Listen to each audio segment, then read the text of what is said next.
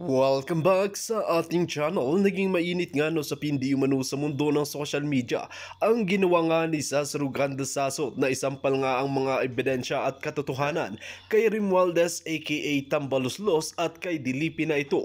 Dito nga natin makikita mga kaibigan, matapos nga nilang sirain at banatan nga si Vice President Sara Duterte ay hindi nga nagpatinag ang kanyang matitino na kakampi na kahit maraming nang babatikos ay marami pa rin nagpapasalamat dahil binanatan ang confidential fund ni Vice President Sara Duterte na dito naman lumutang ang mga kalokohan ng mga congressman at tambaluslos na ito dahil talagang napakalaking pera ang kanilang kinukulimbat. Ngayon nga ay mau-audit na sila at sana ay hindi mababayaran ang mga opisyalis ng COA na ito kasi pag nabayaran ay makakalusot na naman ang mga tambaluslos na ito.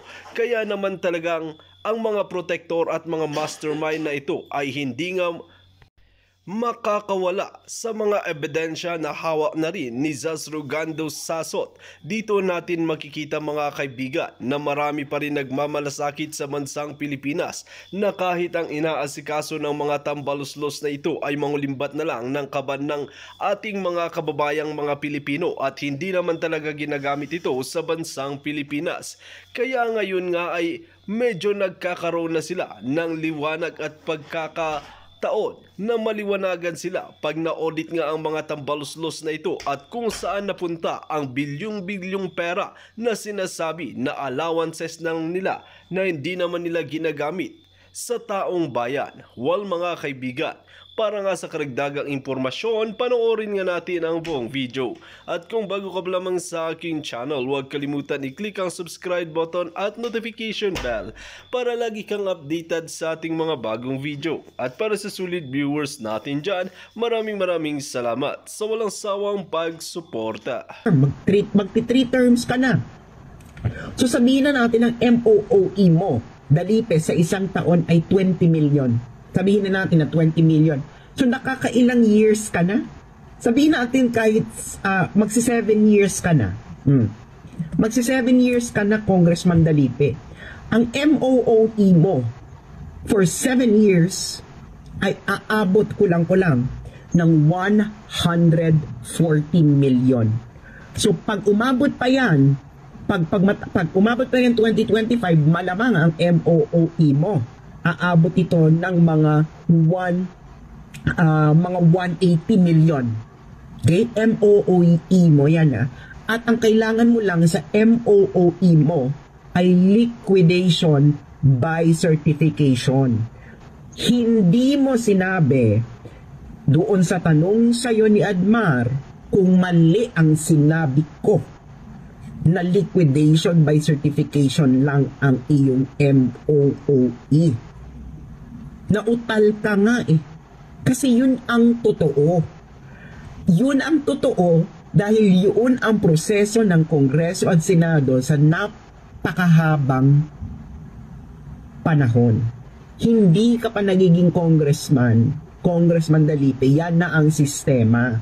So, wag nyo kaming papasiklaban ng audit report ng buong House of Representatives dahil ang mga individual expenses ninyo, kayong mga congressman, ay classified at liquidation by certification lang ang isinasubmit ninyo. Kasi kung meron kang individual audit, kayo bawat isang Congressman Dalipe, ito dapat sinampal mo na kami ng individual audit mo mismo. Ikaw mismo. Nakaka 140 million ka na, malamang. Hindi namin nga alam kasi nga hindi ito publicly available. Bakit hindi ito publicly available kung magkano yung natatanggap mo MOOE bawat taon, Congressman Dalisay? Kasi nga, ginawa nyo classified yung system of accounting at liquidation ninyong bawat isa. Yun ang issue. Kahit isa sa inyo dyan sa Kongreso at Senado ay walang makakasubmit sa amin na kayo ay na-individually audit ng COA. So, bakit wala kang individual audit ng COA, Congressman Dalisay? Exempted ka ba? Meron bang patakaran ang COA na ang isang congressman, ang isang senador ay exempted sa audit? Kasi kung hindi ka exempted sa audit, nasaan? Nasaan ang COA audit report mo mismo, Congressman Dalisay? Wala kang maipapakita sa amin. Kaya ikaw ay nagsisinungaling at iniikot-ikot ninyo ang utak ng mga taong bayan dahil nabuko na ang sistema ninyong legalized corruption sa Kongreso at Senado. Okay. Ngayon, ganito, ganito Congressman Dalisay ang tunay na individualized audit, okay, ng Kongreso. Okay? Anong papakita ko dito? Ipapakita ko dito ay ang sistema ng United States House of Representatives, US Congress. So meron silang statement of disbursement. Ang statement of disbursement ay quarterly public report. Ibig sabihin quarterly ng lahat ng resibo. Nagigets? Nakikita niyo yan? Oh. All receipts, lahat ng resibo, expenditures, okay, ng US House of Representatives,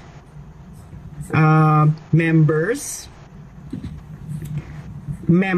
committees, leadership, officers, and offices. Okay? 1964 pa nila ginagawa yan. So, ibig sabihin ng disbursement, ito yung mga ginagastos, no? So, ibig sabihin, every 3 months nila itong pinapublish. Okay? Ganito ang itsura, mga friends, ha? Ganito ang itsura. Kita nyo, mahaba to part 1 of 3. So, this is both Senate, no, and House. Ito lang yung sa House of Representatives America. So, part 1 pa lang, 1,110 pages na. Okay? So, anong posisyon mo, Dalipe? House Majority Leader. Okay? Pupuntahan natin ang House Majority Leader dito. Okay? Okay. Nakita mo yan? Nakita mo yan, ha? Office of the Majority Leader, General Expenditures. Papakita ko sa iyo, Dalipe, ang tunay na individual audit. Nakita mo yan? Personnel compensation. Nakalista lahat ng pinapasweldo ng House Majority Leader ng bansang Amerika. Nakikita mo yan? At ang kanilang posisyon. Posisyon. Can you imagine? Policy advisor, staff assistant, counsel, press assistant. Lahat. Okay? At makikita mo ang sinweldo nila sa quarter na yan. This is for the first quarter of 2023. Okay, nakita mo na yan. Hindi lang yan, Congressman Dalipe. Okay. Nakita mo yan. Yung ginastos sa travel. Nakikita mo yan. Meron yang reference. Okay? At ang ginagamit is state-issued credit card. Okay? Yung mga may pangalan na yan, this is reimbursement. Kasi sariling pera nila yung ginamit, so ni-reimburse. Okay? So makikita mo, ultimo ginastos sa parking. Makita ko sa'yo, $2. Nakikita nyo yan?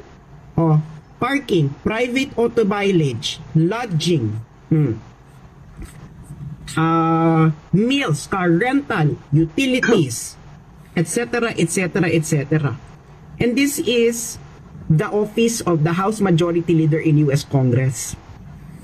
Yan ang tunay na liquidation. House Majority Leader. Ano yung liquidation ninyo kung hindi ganito? Wala kaming makikitang ganito sa inyo. Dahil nga ang sistema ninyo ay liquidation by certification, hindi liquidation with resibo. Yes. Dahil ang liquidation with resibo, dapat ang makikita namin ay yung katulad doon sa US Congress na liquidation. Nakapublic pa yan. So bakit wala kayong ganito? Ito yung requirement sa inyo ng COA na hindi ninyo kailangan ng ganito. Nasaan ang resolution ng COA na ganun pala dapat? Nasaan?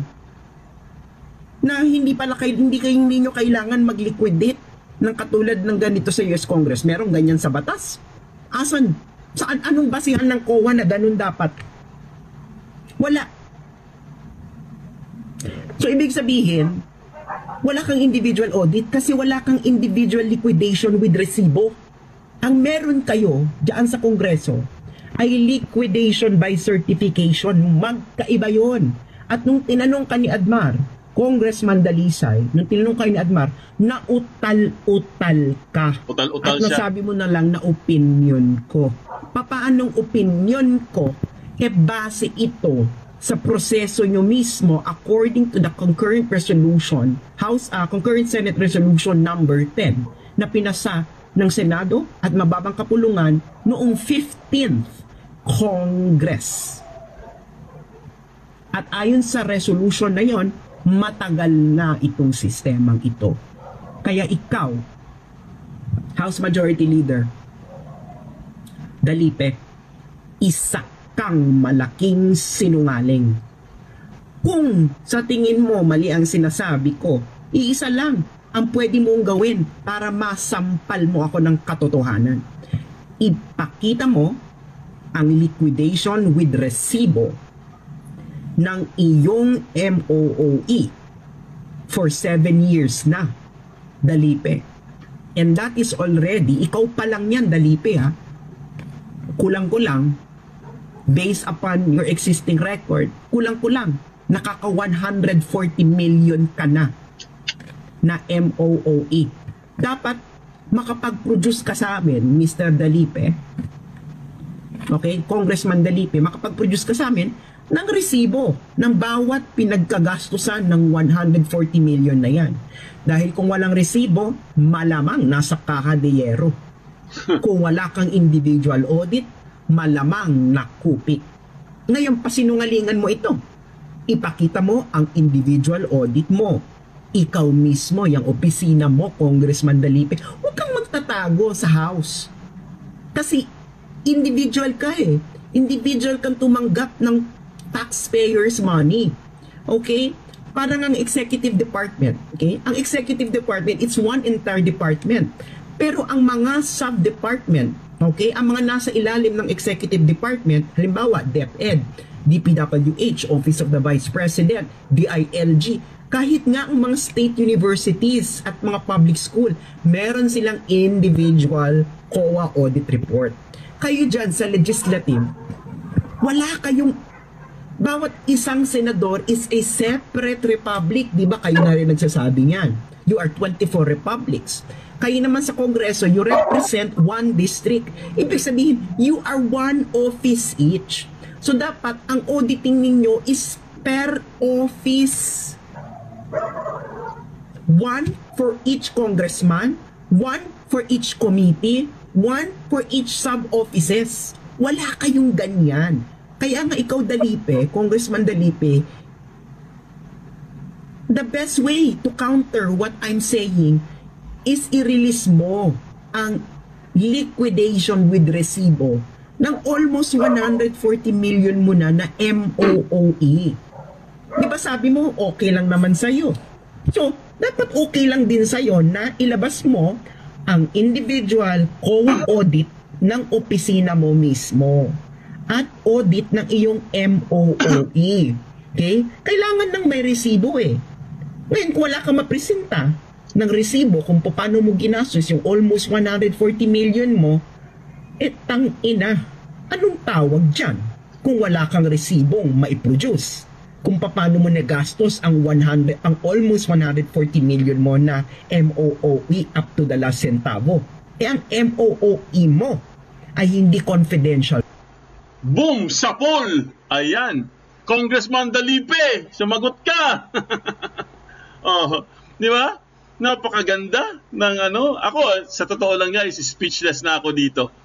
Speechless na po. Bravo! Palapakan po natin si Mrs. Rogando Sasot, mga kaibigan. Palapakan nyo naman guys sa kanyang napakatinding pag-research, no? Tsaka, syempre mga kaibigan, dinidepensahan din niya yung sarili niya eh. Kasi ang gusto nilang ipalabas dito guys, opinion lang. Hindi kasi pwedeng opinion yun eh. Ang mga expose po guys, imposibleng opinion yan eh. Kaya nga tawag dyan expose eh. Bakit ba expose tawag yan? Galing yan sa word na expose. In-expose mo yung mga katiwalian ng gobyerno. So, hindi po pwedeng naging opinion yan. Kasi kung opinion yan, wala. Walang kwenta. Parang ganun yan eh. Opinion lang naman yan. Opinion mo, opinion ko. So, pwedeng debatable. Di ba? Kasi ang opinion guys is debatable eh. Pero pag sinabi mong expose, mga kaibigan, meron ka talagang nag-base ka. No? May basis siya eh.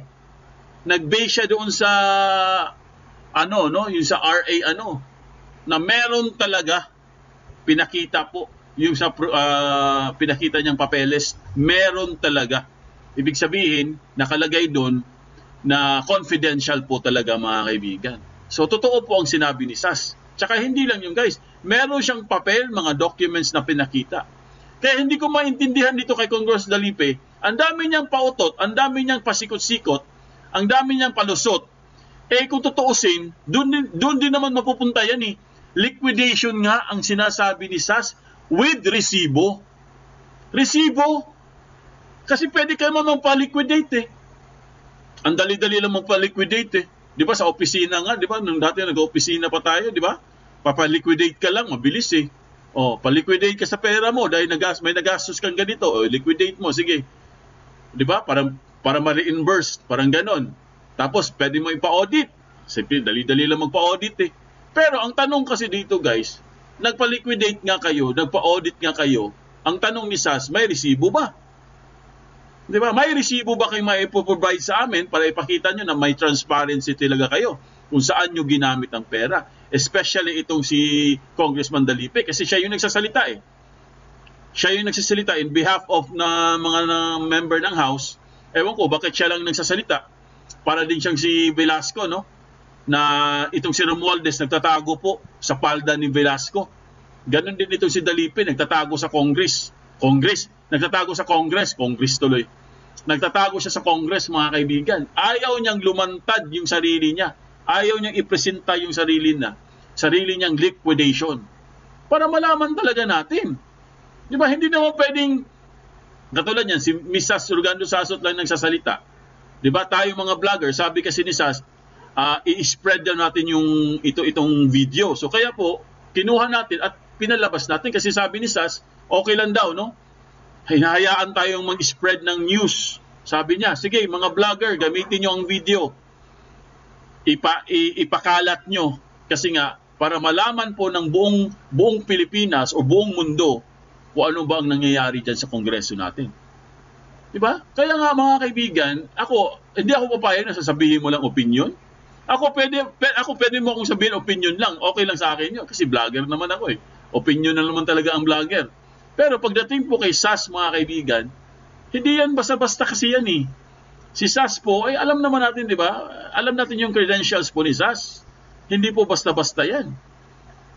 Meron din siyang credentials, mga kaibigan, no? Credible din si SAS. Nakakapag-research din siya. Meron din siya mga source na nagbibigay sa kanya. Di ba? Sabi pa nga niya, dating chief ng COA. Dating chief ng COA. So, address po natin once again kay Congressman Dalipe at saka lahat po ng congressman na ayusin nyo. Maglabas na kayo ng liquidation. Pa-audit na kayo kasi malapit na po matapos ang taon. Di ba? Malapit na matapos ang taon. Ilang araw na lang. 2024 na, mga kaibigan. Pagpasok ng 2024, malamang maingay na po yan. Maingay na ng 2024 kasi next year, 2025, election na. So, syempre, papatagalin nila yan hanggang sa pag-election. Ganun yan eh. Di ba? Kasi pag hindi kayo nagpakita ngayon ng liquidation, hindi kayo nagpa-audit, ibig sabihin, talagang mga kawatan kayo. Pwedeng sabihin ganun eh. Sorry na po, no? Sorry po sa word na ginamit ko, no? Pero kawatan. Pwedeng sabihan kayong kawatan. Kasi nga, ayaw niyo magpakita ng resibo eh. Di ba? Yung binanggit ni SAS, ilang taong ka na dyan, Dalipe? Nakailang term ka na dyan? Magkano na ang pera mo? Pero meron ba tayong single, kahit single lang na liquidation or audit na may resibo? Wala. Diba? Handa-handa ka. Sasabihin mo, handa-handa. Ako, handa na ako magpa-liquidate. Sige, Handa ka na pa magpa-liquidate O ipakita mo na sa amin. Asa na? Dali, bilisan mo. Yan ang gusto namin, makita kagad namin yung liquidation nyo. Para matapos itong usapin na to. Di ba? Pinapahaba nyo lang ng pinapahaba Simple lang naman napakasimple lang naman ng hamon sa inyo. Maglabasan, buksan ang mga libro, maglabasan ng baho. Ang yaman na nila, guys. Totoo yun. Sinabi ni Sas, mayaman na sila. Super yaman na sila, guys. Senado, mayaman na yan. Kongreso, mayaman na yan. Presidente, mayaman yan. Wala na si President. Magkano ang niya? 2.2 billion. Samantalang kay Sara, pinagkakait pa nila ang 125 million na di umano'y ginamit daw ng 11 days. 125 million, pinagkakait nyo pa. Samantalang sa inyo, ikaw tambalos-los, meron kang 1.6 billion. I-compare mo sa 125 million ni Sara. Di ba? Tama? Kaya napapahiya kayo Kaya kayo napapahiya, ayaw nyo magsalita, ayaw nyo lumabas, ayaw nyo mag-explain, kasi nga napapahiya kayo. Kasi na-booking na kayo sa 1.6 billion. Na-booking ang 3 itlog na tumatanggap ng 20 million. Saan kaya nila ginagamit yun? Tapos meron pa silang bayad na 40 million. Syempre, pag nag-liquidate yan, guys, wala na. Kita na lahat. Wala na sa may tatago. Diba? Tignan mo yung sinabi ni Dalipe. Kasinungalingan talaga yun Wala daw lifestyle check. Wala daw sa batas yan. Di wow. Kung wala pa ng lifestyle check, di sitting pretty lang sila. Everybody happy pala. Sabi niya, di ba? Walang batas. Lifestyle check. Wala daw batas kasi baka daw mapahiya yung mga opisyal. Galing nyo naman. Ayan po mga kaibigan, babasahin na po natin yung mga comments nyo at mga tanong nyo. Sa mga hindi pa po nag-likes, yung mga bagong dating po, nakikisuyo po kami, mag-likes po tayo, guys. Para po dagdag lang po sa channel namin, Pakipindot lang po yung likes, mga kaibigan, Pakilang po, wala namang bayad dyan Pipindutin nyo lang yung likes, pindutin nyo yung subscribe, tapos pindutin nyo yung video sharing para ma-share po. Oo, pati media, kasabwat. Siyempre, kasabwat. Bayad din Bayad din Kasabwat talaga yan. Sabi po ni Harold Quinanola, yan, Jubisarte. Kaya nga gaganda ng bahay nila, pati sasakyan. May mga mansion pa nga bahay nila Di ba? Hello, Jesus Pag-iwayan. Ayan. Merna Lim, ilagay sa website ang mga individual audit. Oo, hindi lang alam mo maganda diyan, dapat live yung pag-audit, Yan ang maganda diyan, para kita talaga. Carolina Alano, ayan yung Makabayan Block. Unahin din sa auditing, 100% walang lusot. Oo, pati Makabayan Block na yan, yung mga 3 itlog na yan, dapat unahin yan Kasi sila nagpagulo dito Pati yan si Tambalos-los, unahin din yan. Siguradong mayaman na rin yan. Sa bagay, si Tambalos-los, mayaman na talaga yan Ilang pera na kayang hawak niya. Constancio Combo, salamat sa iyo, Miss Sas. Sas, alam namin na daming gagawin sana yung iba. Pangalan pa. Hello, Don Knox, Suffice, Suffrage. Harold Quinanola, kasabot din ng media. Merna, walang debt sa mga korap. Yan. Hello, Constancio Combo. I always pindot. Maraming salamat, Melba Satcliffe. Maria Cristina Nerol, idol, handa na si Dalipe, makulong. Sana makulong. Di magpakulong na lang siya para kung gusto niya. Ralph Vargas, puro palusot at iba ang usapan. Klarong-klaro naman sa interview niya, klarong-klarong sinungaling. Di ba pautal-utal pa nga siya pagsagot niya kay Admar? Pautal-utal siya, di ba? Parang hindi niya mabanggit. Ibig sabihin, meron siyang tinatago. Dito nga natin makikita mga kaibigan kung gaano nga katapang itong si Sas Rugando Sasot na ito na isiwalat ang katotohanan at hindi nga natatakot kay Romualdez at kay Dilipi na ito. Kahit alam niyang matataas ang kanilang mga protektor at mga mastermind ay talagang hindi nga nagpapatinag ang mga matitino na talagang gusto mabago ang bansang Pilipinas na kahit koonti ay magkaroon ng pag-asa ang ating mga kababayan na dismayado sa administrasyon na ito. Well mga kaibigan, kung kayo ang tatanungin ano ang inyong mga opinyon, just comment below sa ating comment section at ating pag-uusapan.